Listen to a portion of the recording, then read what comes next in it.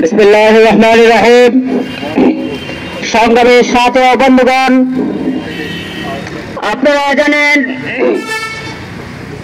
বিশ্ব সন্ত্রাসী global terrorist Israeli হানাদার বাহিনী কর্তৃক ফিলিস্তিনি মুসলিম মুসলমানদের উপর, মুসলিম বিরোহ নারী ও শিশুদের উপর যুগের পর যুগ ধরে, বছরের পর বছর ধরে নিরীহভাবে এবং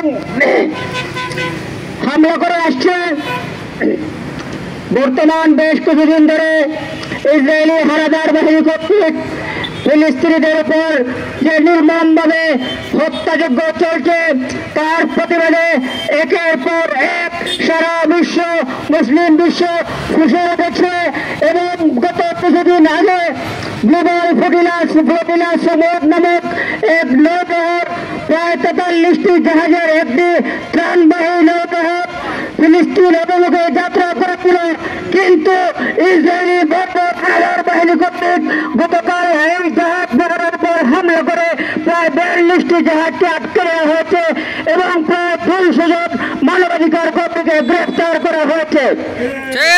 আপাতত একটি জাহাজ, মেরিনেট নামক একটি জাহাজ ফিলিস্তিন অভিমুখে তার যাত্রা অব্যাহত রেখেছে এবং ফিলিস্তিন উপকূলের কাছাকাছি হয়েছে। আমরা চাই ফিলিস্তিন অভিমুখী এই জাহাজে বহরের 43টি জাহাজের সবকটি নিরাপদ থেকে ইসরায়েলি হামলা প্রতিহত করে ফিলিস্তিনে পৌঁছাবে এবং মানবতার পাশে দাঁড়াবে। এই সমস্যা সমাধান হবে বরবাদ বিপ্লবীদেরকে নিশ্চিত করে দিতে হবে। হাতে হাতে উঠবে ও হুটের হাতে হাতে উঠবে।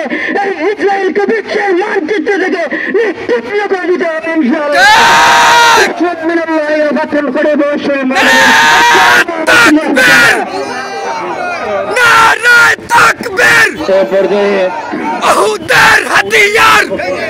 জনতার পক্ষে বক্তব্য রাখবেন।